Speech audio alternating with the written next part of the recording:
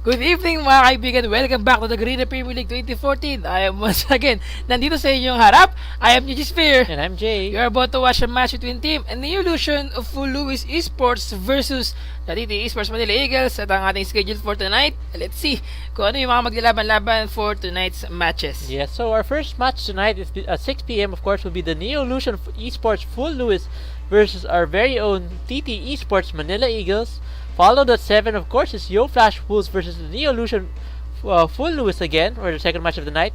At 8 o'clock, there's the Bangkok Titans versus Insidious Gaming, and rounding it up at 9 o'clock is Saigon Jokers versus the Subu Taipei Snipers. So back-to-back matches for the Team Manila Eagles. For the team of Neo Illusion Esports Full Louis. Take note mga kaibigan, ang ating standings sa Group A, still HQ na top 1, 9-0, 6-2 for the Saigon Jokers, TPS 6-2 as well, ISG having the 3-6, BKT 2-7 at IPT still 0-9 pa rin sa laban na to. That's right. So in this Group B naman, we have TPA of course undefeated this season with a 10-0 record, followed closely by at second place is SF5 with 6 wins and 3 losses. In third place is Yo Flash Wolves with 4 wins and 5 losses. SGS with 3 wins and 5 losses. In 5th, we have the Neo Full Louis at 2 wins and 6 losses. And of course, right at the bottom of the standings right now is Manila Eagles at 1-7. So far, kailangan talagang humabol ngayon ang team natin in the bottom. Mga kaibigan, Zil Manila Eagles as 1-7 at ang team ng IPT dito 0-9. Pero mga kaibigan, ang ating head-to-head match, Neo Illusion Esports Full Louis versus Team Manila Eagles, Chok and SOFM in the mid din. Once again, ay magharap dito. If I'm not mistaken, SOFM used LeBlanc last time. That's right. Against kay Chok na, if I'm not mistaken, it was, do you remember champion na ginamit niya doon? Who? For Chok? It was Ziggs or Nidalee?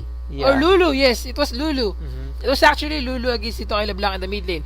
And actually Chok did a pretty good job in the mid lane dito, but unfortunately napansin natin yung laban nila. Nag-snowball dito ang team ng NFL against the team ng Manila Eagles at yes, inabot nila ito hanggang late game at Yes. doon nagkaroon ng chance sa Team Manila Eagles ito para mag-dominate against their opponent and they got their first win. That's right. So, ano kaya gagawin ngayon ng Team NFL na makapanalo once again against the members of Team Manila Eagles? Mga That's kaibigan, right. game muna tayo ngayon. Let's see ang ating banning phase first sa pagitan ng Team NFL at ng Team Manila Eagles. Yes, so today we'll have the Neo Illusion Esports Full Louis on the blue side, while we'll have the TT Esports Manila Eagles on the purple side. Now, the first ban coming from Full Louis will be Casadin, of course, expected from almost every team right now. And the Manila Eagles decided to go with the Elise ban since Elise is still a popular pick or Yes. first pick, especially on the blue side. Sino man makakuha ng Elise nito, burst damage, daw kung disable from his champion, si Rapel, pag na-disengage siya dito. Looking at the bans from Team NFL dito, Casadin is a champion. I think it was Casadin na ginamit last time. Hindi, yes, it was Lulu nga. Pero yun nga, Casadin, Pantheon, and Thresh for the team members of NFL. They banned these three champion. Alam nila na si Pantheon is a threat for their team. The Grand Skyfall, the Stun Disable from the Gangs, high mobility champion dito. A very effective jungle, kahit sino pa makakampi niya. So, Canute, we never saw Canute para gumagamit dito ng Pantheon para sa kanilang jungle. So, this most likely a champion na alam nila makaka-counter sa strategy na gagawin nila dito. And Thresh as well. We all know na TJ ay magaling din mag-Thresh, but I think much better kung binan nila dito si Leo na they have to ban Annie para kay TJ dito in the bottom lane. But yes, I wouldn't be surprised actually if Full Louis first picks Leona since they already banned out the Thresh. They'll force basically Manila Eagles to pick a little bit unorthodox support that Manila Eagles has not used that much yet. So, looking at the bans from Team NFL dito, they're more banning a champion na alam nila magka-counter sa kanilang strategy na possible nilang gawin. Kasi Casadin is a champion na, yes, nagamit siya ni Chok before, pero hindi pa siya ganun na nagsasucceed sa mga paggamit niya ng Casadin sa mid lane dito. Yes, actually, I'd like to point out Full Louis just first picked Lucian. Remember the last game where Manila Eagles won, it was because they were chasing the Lucian before, instead of destroying the next, and because of that, Manila Eagles was still able to get back into the game and win that game. And I think Lucian have to secure the bottom lane dito against their opponent kasi alam natin lahat na late game talaga nanalo ang Team Manila Eagles that time kasi with the Lucian pick up sa kanila, kaya niya kagad i-burst down na kahit na sino champion dito with his SS. And then, hindi niya kailangan lumapit na sobra para mabigyan ng damage output, and that would give them the advantage sa pag-dominate nila sa mga team fight na nangyari noong late game na dito. Looking at the picks of Team Manila Eagles, they pick Renekton and Ziggs para sa kanilang champion dito, first two champion for their team.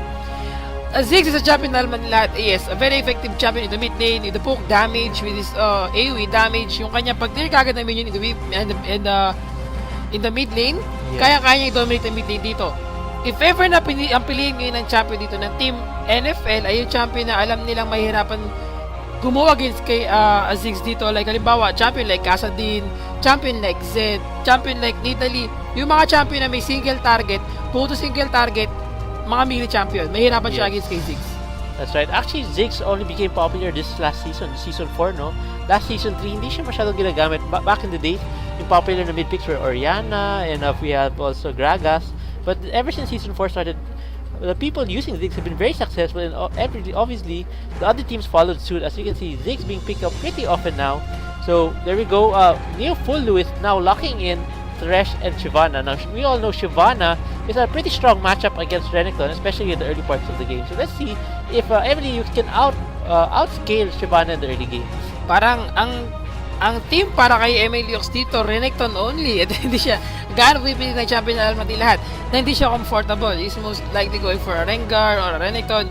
But this time, we will go for Renekton against his opponent. So, mukhang makakita na naman tayo ng Renekton na full bruiser champion dito, or he's most likely going to build an item like the damage output, the Tiamat, the Hydra.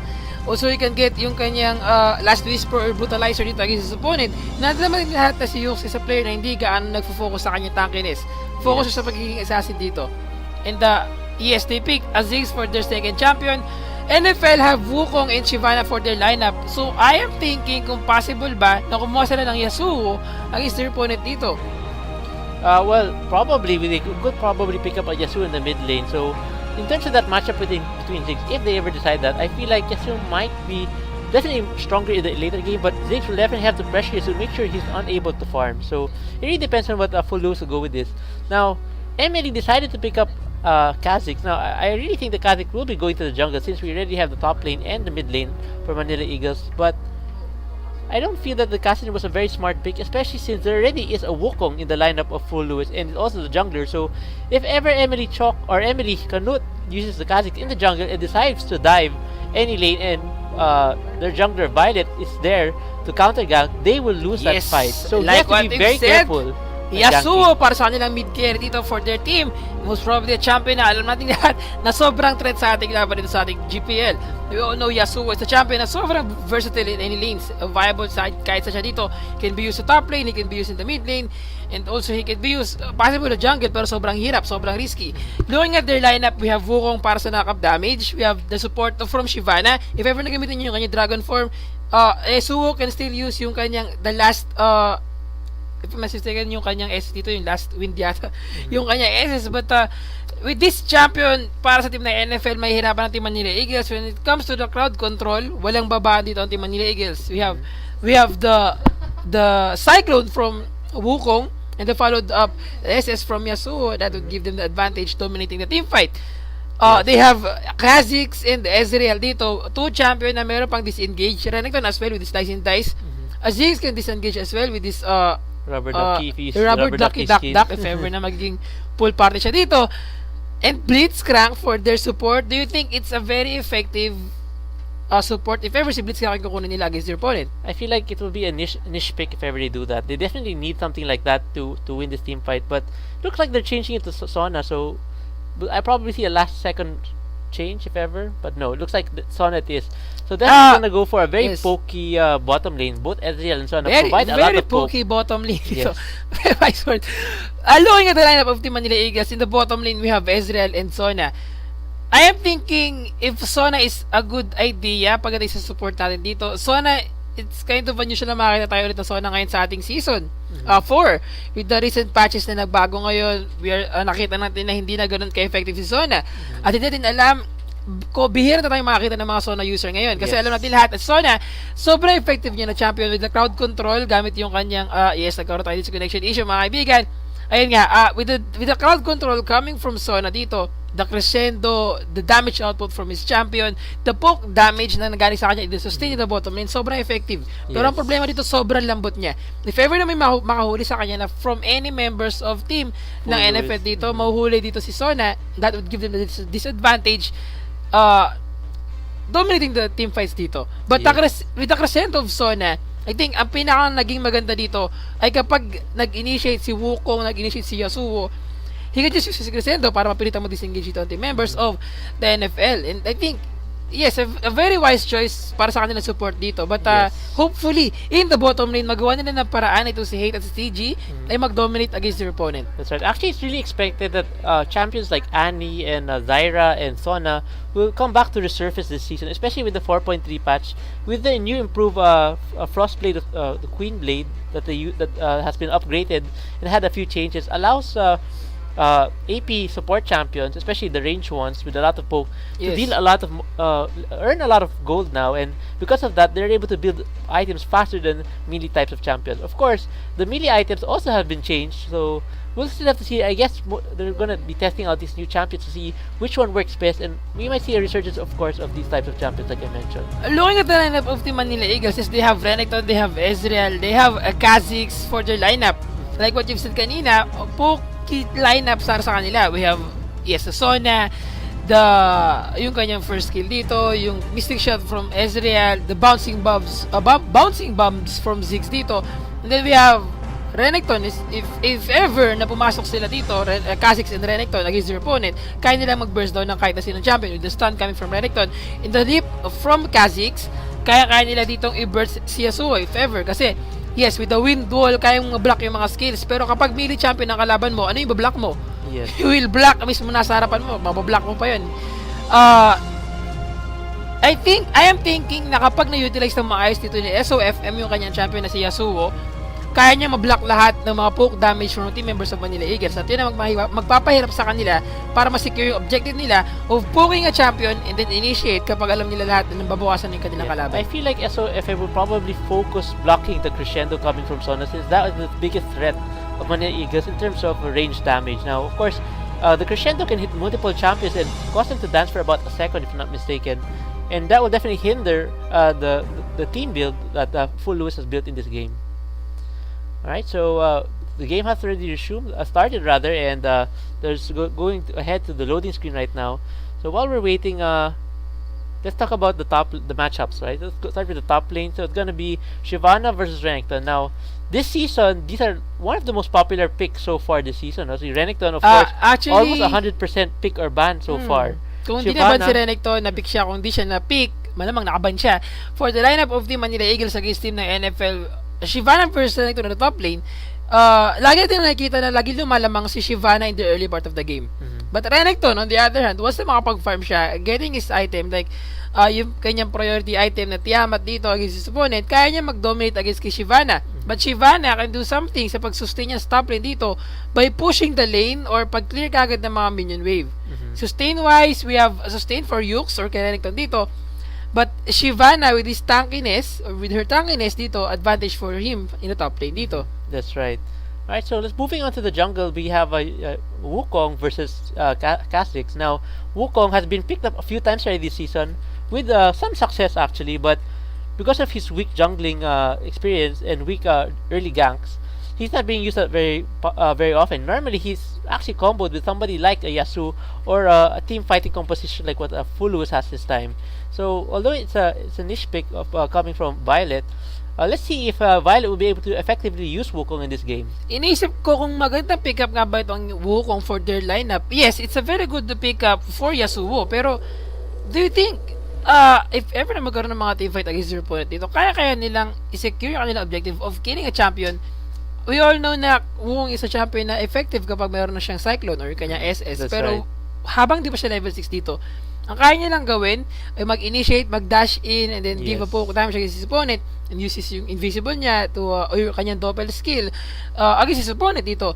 That would give them the advantage of at least giving so much damage against his opponent in the top lane or if ever sa mid lane or sa bottom lane. Yes. Pero ang problema dito, kapag wala na siyang red buff, we all know na red buff, ang contribution ng red buff dito with the slow, yung kanyang damage output and yung true damage over time.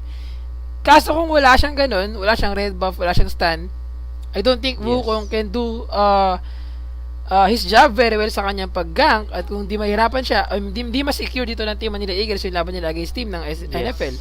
Actually, for Wukong in the jungle, He's either gonna do one of two things: either rush to level 6 by farming as fast as he can, or he has to hope that Yasuo and Annie can land their crowd control on the members against their lane, and at the time, Wukong will come in the lane to deal a little bit more damage to help secure the kill. So, but in the top lane, as you can see, Shyvana has practically zero crowd control. Well, she actually has no crowd control except for her knockback when she hits level 6. So prior to that, I don't expect Wukong focusing the top lane. Most likely, he'll be focusing in the bottom lane and possibly a little bit off the mid lane as well. Ang mahirap dito for the team of NFL, mapapansin mo, yes, they have Yasuo, they have the burst damage from their team, they have the T-burst as well. The crowd control ay sobrang kare for their team against the Team Manila Eagles. Pero, sobrang lambot ni Yasuo dito. Team Manila Eagles can just pick up Yasuo if ever na magkaroon ng team fight. But I am thinking, Jay, I haven't tried it pero do you think Crescendo or the Wind Wall can block the Crescendo from Zona? It can block it. It can block. So, if ever na masabayan niya i-block dito nung kanyang Wind Wall yung Crescendo ni Zona, that would give a disadvantage for Team Manila Eagles, mga kaibigan. Yes. Pero game muna tayo ngayon. A match between Team Manila Eagles versus the NFL, mga kaibigan. Instead sa kanilang mga jungle, is this going to be a guard of their jungle na naman once again sa laban na to. So, in the early part of the game. This game will definitely revolve a lot around the mid lane. Whoever wins the mid lane will probably win the game. So if Emily Chalk can beat Yasuo in the early game and keep him down the rest of the game, he should be able to get ahead. But if Emily Chalk dies to Yasuo in the early game, this will be very, very hard for Manila Eagles to get back into this game. So right now, Ziggs has already spotted Yasuo in the mid lane, while Annie of near Fullus is just basically guarding the buff's entrance to the red buff.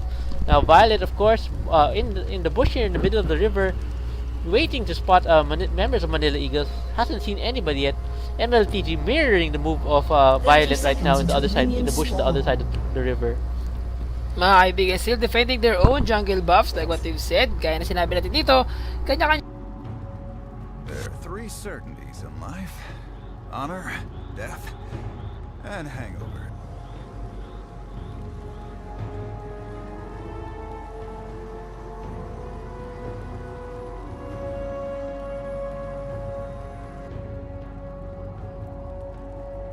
Minions have spawned.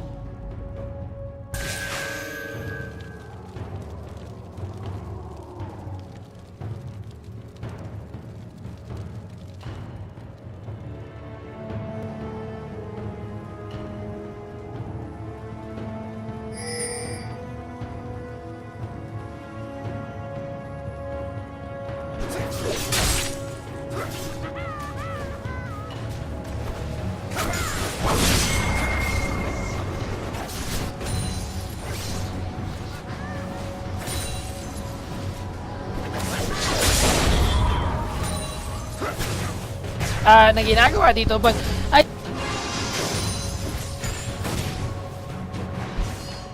itong si Yasuo kagad kasi hindi lahat Ziggs can dominate the mid lane dito kahit sino pang kalaban niya unless depende na sa playstyle ni Ziggs or ni Chok dito against the mid lane.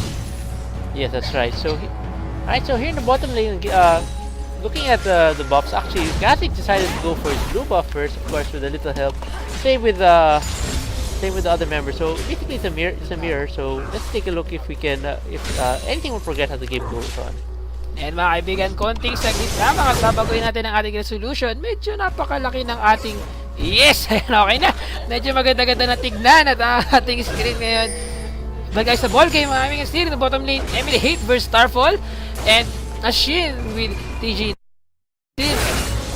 Serious pa rin tayo in the mid lane. It's going to be usual na makita natin na lamang sa CS itong si Yasuo against si Ziggs. But yes, SOFM is utilizing Yasuo very well in the mid lane against Keicho. I mentioned ko nga ito kanina na Yasuo can definitely go head to head with Ziggs, and it'll be very dangerous if they get ahead, and that's really what's happening at this point of the game. As you can see, Yasuo already has a 10 CS advantage only in the first 3 minutes of the game, and if Ziggs or Kazik doesn't come over to help him very soon, I feel like it might get a little bit out of hand, especially if Yasuo starts to fill these core items. Now, of course, we all know Yasuo players normally go for a Static Shift and then followed by Infinity Edge, so once he completes those 2 items, for sure he'll be able to easily burst down almost any champion, even enemy, except for probably Emily, since he is the tankiest champion of their team. Alright, so I think the bottom lane now, Lucian having a slight lead in CS and is pushing the lane against the tower of Manila Eagles. While here in the top lane, as we can see, surprisingly, Renekton being going for this very aggressive build again. As you can see, he had to go with the Dark Sword again. And because of that, he's allowed to bully the Shyvana instead of going tanky against the Shyvana. Yes, mga kaibigan, in the top lane, ito na papasin ko sa Manila Eagles ngayon. Ang kanilang strong lane sa kanilang members, ito ay si Emily Hughes, dominating every team fight na nangyayari. So, every matches na kalaban niya sa top lane, ay lagi siya nananalo, and unfortunately, hindi na sustain to ng buong team Manila Eagles kasi one lane is not good enough to win the game. That's right. You have to secure another lanes, and depende na to sa kung paano gumawa si Canute sa mga mangyayaring laban dito in the team fight of Team Manila Eagles and the NFL. On the other hand, looking at the CS, Hughes still have around 6 or 8 advantage against dito kay Shyvana in the top lane or kay Mew. But in the mid, makakabigyan na good Incinerate to get the life of one champion of Team Manila Eagles in the bottom lane. Still, they have to disengage. And ito, mapapasin mo, yes, Sona have the sustain in the bottom lane. Pero problema nila dito ay sustain coming from Sona isn't enough to recover the damage from Annie and Lucian in the bottom lane. At yun ang mahirap para sa lineup nila dito in the bottom lane since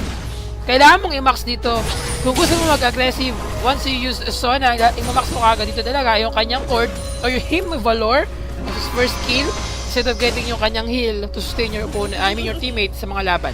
Yes, and actually with the nerf on, or not nerf, but the change of price of the Ruby Crystal, you can see Sona decided to go opt for that item instead of a gold per item, a gold income item, and this is a technique that some players do use actually, but it's very rare since normally it's something when you're expecting to lose the lane and you just want to be able to survive it, and that's exactly what Sona or Emily TG is doing in this game. Alright, looking at the CS now, Yasuo 26 Cs or 25 Cs over Ziggs right now, so definitely winning the CS in the lane against Ziggs. I expect definitely Yasuo to be able to pick up some good items when they go back to base very soon, while basically the junglers of both Full, Lewis, and Emily are just rushing to level 6. As you can see, they haven't really done any ganks at all to either or to any lane, and looks like both Emily Canute is actually doing a little bit better in terms of clear speed. As you can see, Kha'Zix, so of course with the isolation bonus, is able to clear minions faster, even with the nerf that has already hit him, reducing his true damage to only 100 over 2 minions. Every choke na mid lane, naging opponent na si Yasuo, mga kaibigan, still CS advantage for Yasuo at this point of time. At mapapasin din natin ngayon na Choke have to recall back para mag-secure ng kanyang tier. And against his opponent, looking at the item of Yasuo, I mean Ziggs dito against his opponent na si Yasuo, mapapasin natin ngayon na he's aiming for the static shield kaagad in the early part of the game. And mapapasin mo, do you think it's a good idea na kumuha kaagad ng Zeal instead of getting yung kanyang average blade first sa laban na to? Well, Zeal is definitely a good item on SFFM, but I still prefer getting the average blade since it allows you to get gold faster. But in terms of damage and trading potential, definitely the Zeal is much better compared to the static Zeal. Much better than the average blade in terms of dealing damage. But in terms of making money, since SFFM is having no problems CSing and winning the lane against Ziggs at the moment, Zeal is perfectly a good pickup for him. Even though nahihirapan ngayon si Choke na big din against his opponent si Yasuo, ang napapansin ko ulit dito ay hindi pa rin sila ganoon na nagkakalayo sa kanilang level para silang level 7 at wala pang gang na nangyayari dito from Wukong and from Kha'Zix as well. So para sila nag-prioritize ng kanilang pagkuha ng level 6 kagad. Hindi sila magkakaroon sila ng gang, mga kaibigan na good. Incinerate to the bottom lane to get the life of one champion of Team Manila Eagles, and they have to disengage. Almost enough, mga kaibigan, to get the life of Emily TG, but good. Good back from Team Manila Eagles sa bottom lane. Still at top lane, mga kaibigan, 51-66 ang ating CS. At gaya na sinabi natin dito, Emily Hughes aiming for his Tiamat first instead of getting yung kanyang tanky item, but a good pickup of his armor as well in the top lane dito against si Shyvana. That's right. So Emily Mew going Fullness Mew going very aggressive on Mewx right now. As you can see, Mewx decided to pop his dominance since both of them are using their ultimate right now, and Mewx going very aggressive on Mew. As you can see, chasing Mew, but not since the tankiness of Mew and Dragon Form is just a bit too much for Renekton to burst through right now. It doesn't look like anybody will be going down just yet. Luis, kahit unusual na mapansin natin sa laban natin sa ating GPL na walang nangyayaring gank sa early part of the game. Ano papansin mo ngayon, Team NFL trying to get the first dragon of this match. Alam nila ngayon, ang gadgets dito. And with that will give them another advantage in this team fight. Ang isuman nila Eagles, mga kaibigan. First dragon, 9-minute mark for the team of NFL.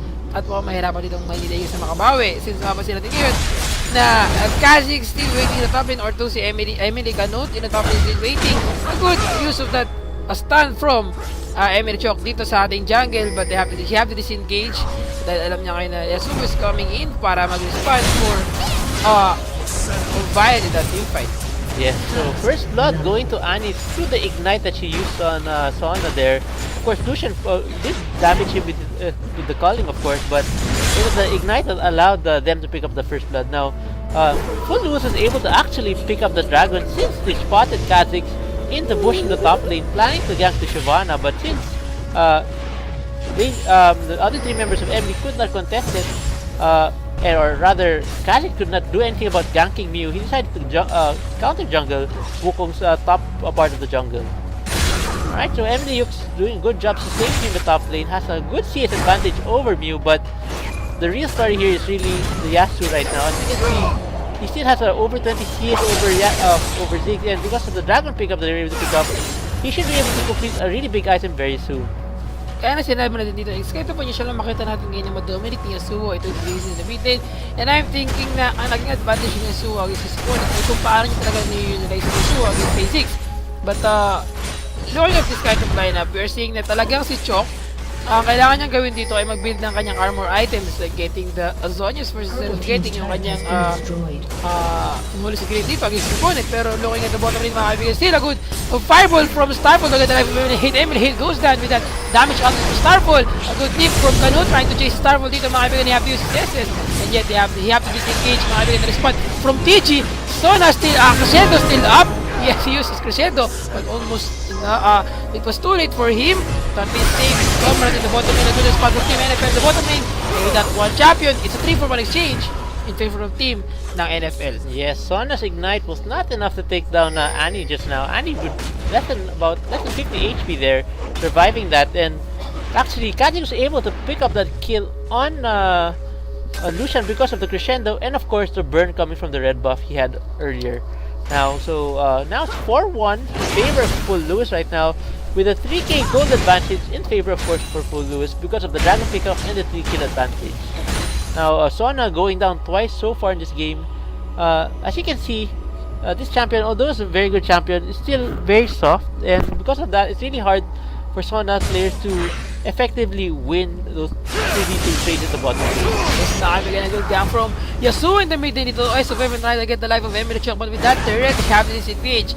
And I think ang nangyayari ngayon sa Manila Eagles, like, sa lagi pa ulit-ulit na nangyayari sa kanila, hindi nila ganun masecure yung kanilang objective. They can't win the laning phase, and also hindi nila makuha yung chance or yung timing nila to get the dragons sa mga laban na to. Nakuha ngayon ng Team NFL ang first dragon against team ng Manila Eagles, at ito problemahin nila. Not only that, yung first tier turret sa mid lane dito for Yasuo, and Ziggs still having a hard time in the mid, or si Emily Chok. And I think ang nagpapahirap ngayon kay Emily Chok ay yung paggamit talaga ni SOFM sa kanyang Yasuo dito.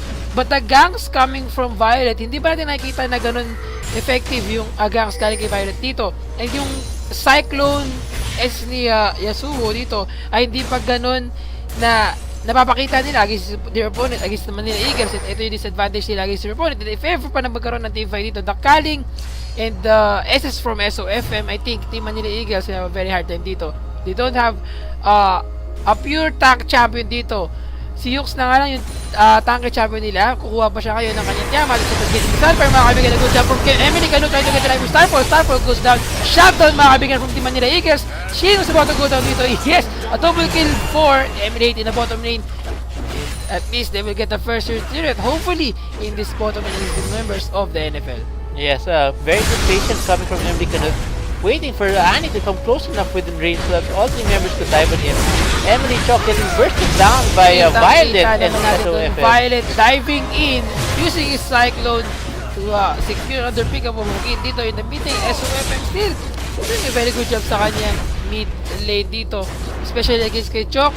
Looking at the CS, almost 50 CS ang advantage ng opponent. But Yuks in the middle, mga kaibigan, you have this Dominus.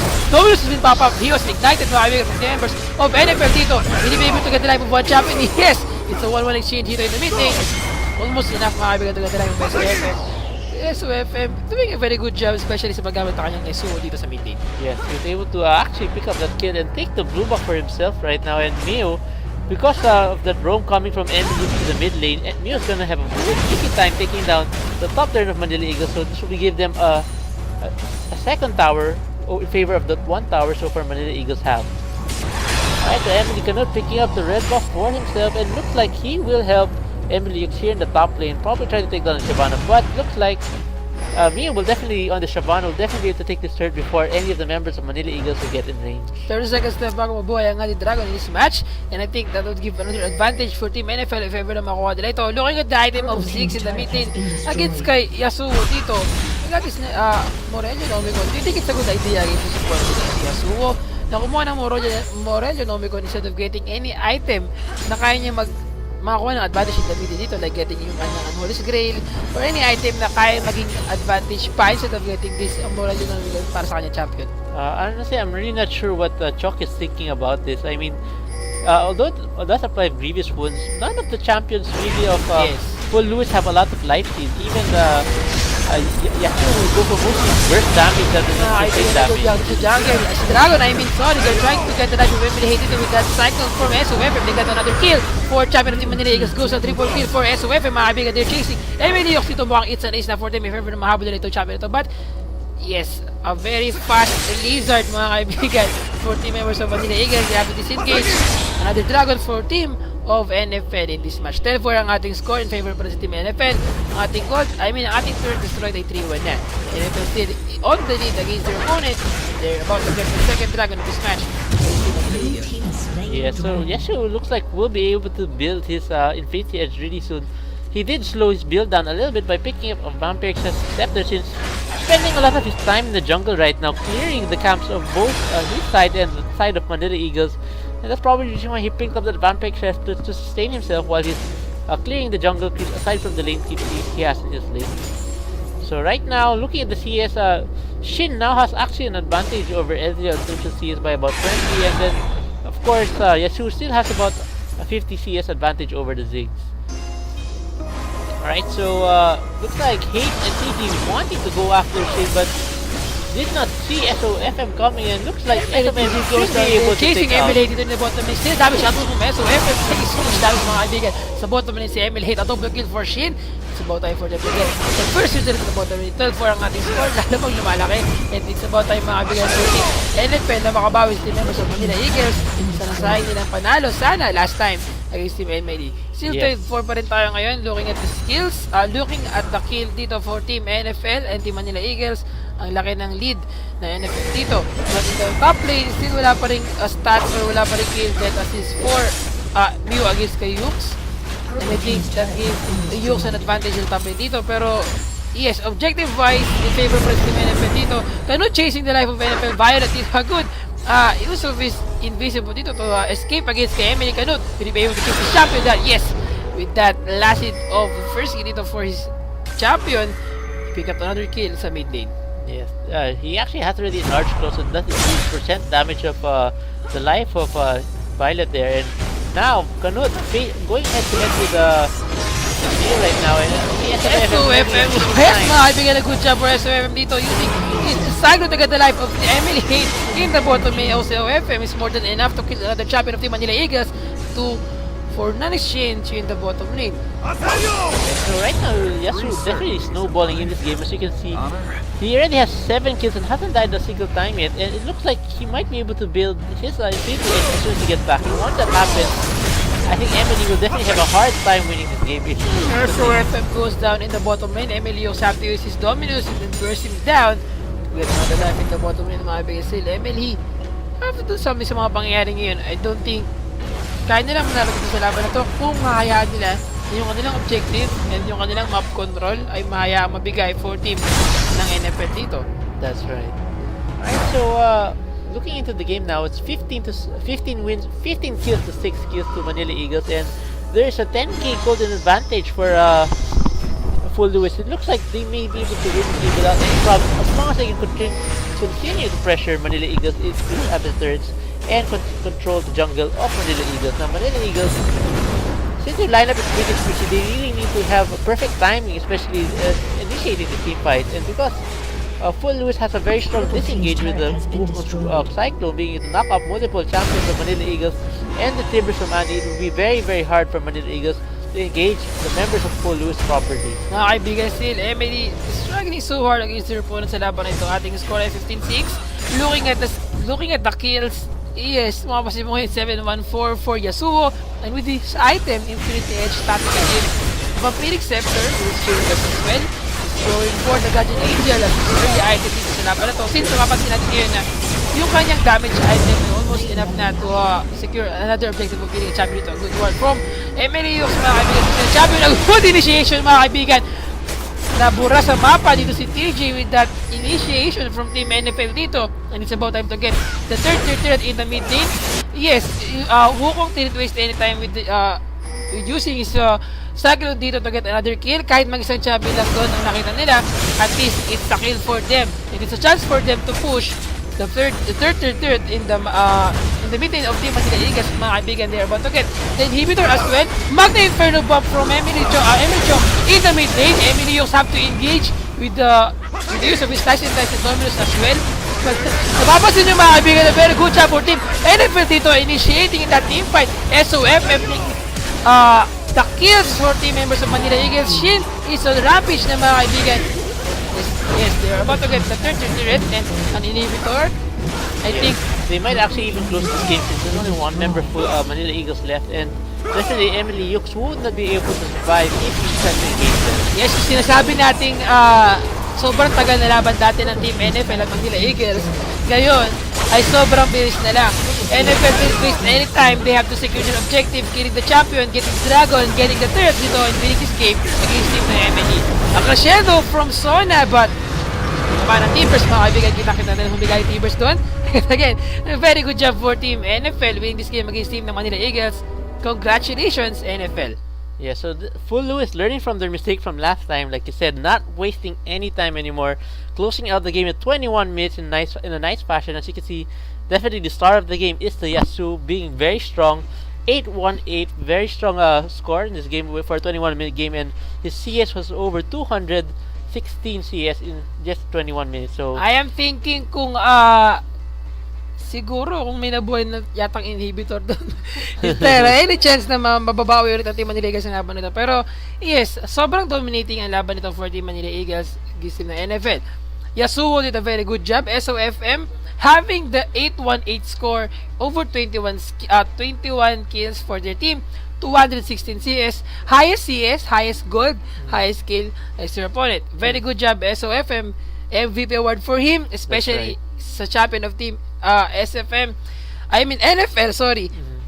Looking at the lineup, gaya na sabi natin kanina, Manila Eagles can win this game. Yes. Unfortunately, lagi na nangyayari sa kanila, like kahapon, like nung nakaraang linggo, they can't utilize their champion very well at hindi nila masabayan yung kalaban nila sa mga ginagawang performance dito, sa pagkuha ng mga turrets, sa pagkuha ng mga dragons, sa pagkuha ng mga kills at pag-ganks dito, and that gave them the disadvantage. Actually, kung siguro kung ginawa ngayon ng Team Manila Eagles, they have, since alam nila they are against si Wukong is a champion na sobrang effective naman kapag umabot ng level 6. Napansin natin kanina, sobrang passive nung game natin hanggang sa umabot sila ng level 6. Walang ganks from Kha'Zix, walang ganks from Wukong. Yes. And kung siguro nakagangs si Kha'Zix dito or si Canut sa laban nila, I think any lanes from their team, at least masecure nila not only yung top lane para kay MLE dito. Yes, that's right. And also, I'd just like to point out that Full Lewis definitely needed this win. And because they were able to win this, they still have a chance to get to the knockout stages. So, now the score now is for Full Lewis is 3-6, if I'm not mistaken.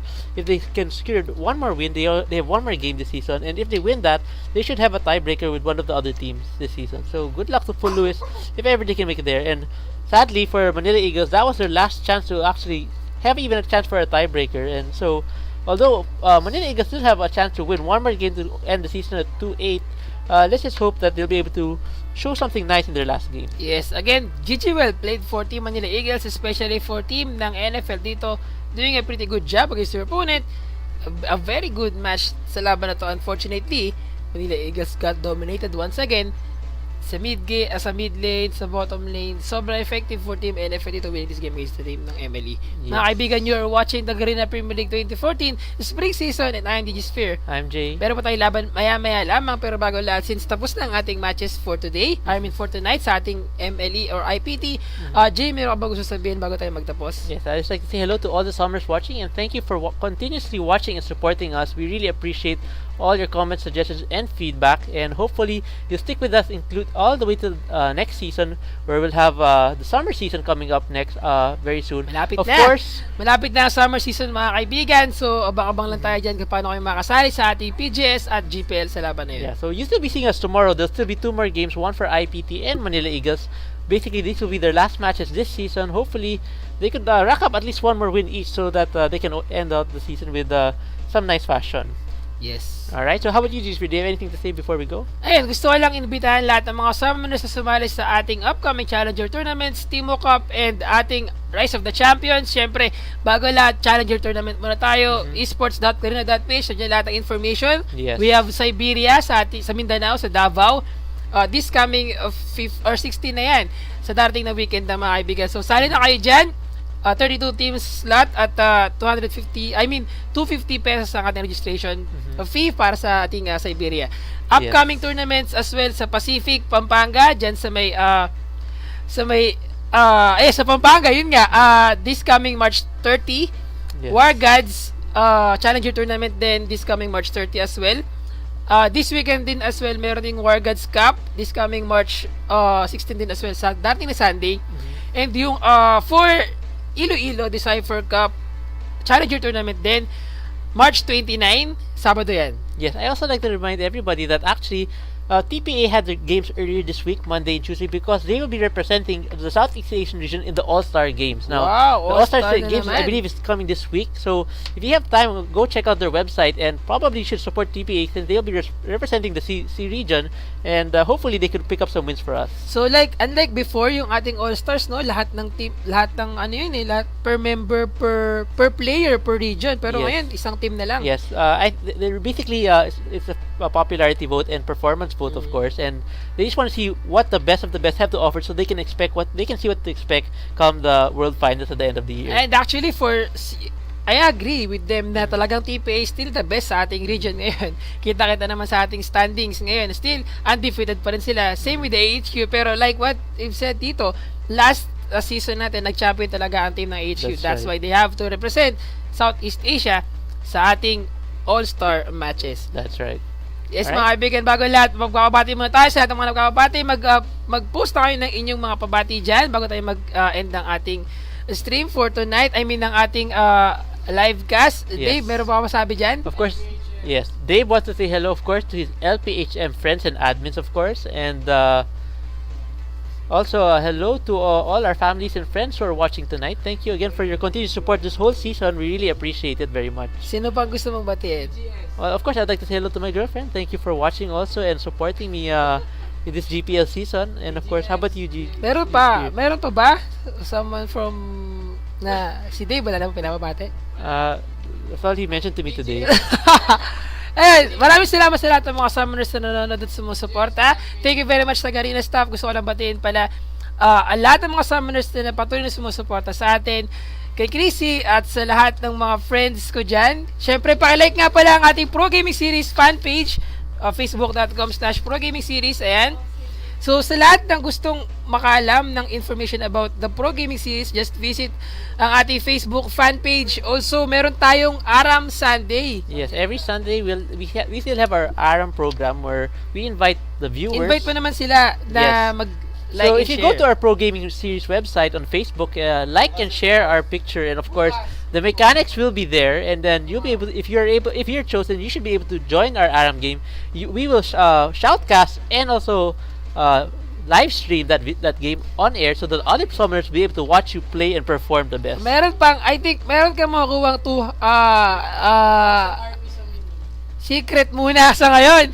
Sabihin natin alam ko ano yung mga RP na makukuha nila or kung ano yung makukuha nila kapag sumali sila sa Aram game. Again, Alright, si maraming Jared. salamat summoners. You are watching the Garena Premier League 2014 Spring Season. Alright, si Jared nagpapabati. Hello to Nero Sin. Pabati din kay Carlos Santiago. Pabati din sa mga koponan namin ni Dave, ang Illuminati. Maraming salamat sa suporta. Kaila Alex at sa kay Spectrum. Hello Yes. daw. Pabati kay G-Poy ng Pasig. Alright, so Ayun na. that's it. I Maraming guess, salamat. alright. Okay na. Sige, thank you very much again for watching. I'm Gigi Sphere. And I'm Jay. Kita-kits ulit tayo bukas. Pero meron pa tayong mga matches ngayong gabi. Stay tuned lang kayo mga kaibigan. Thank you very much for tonight.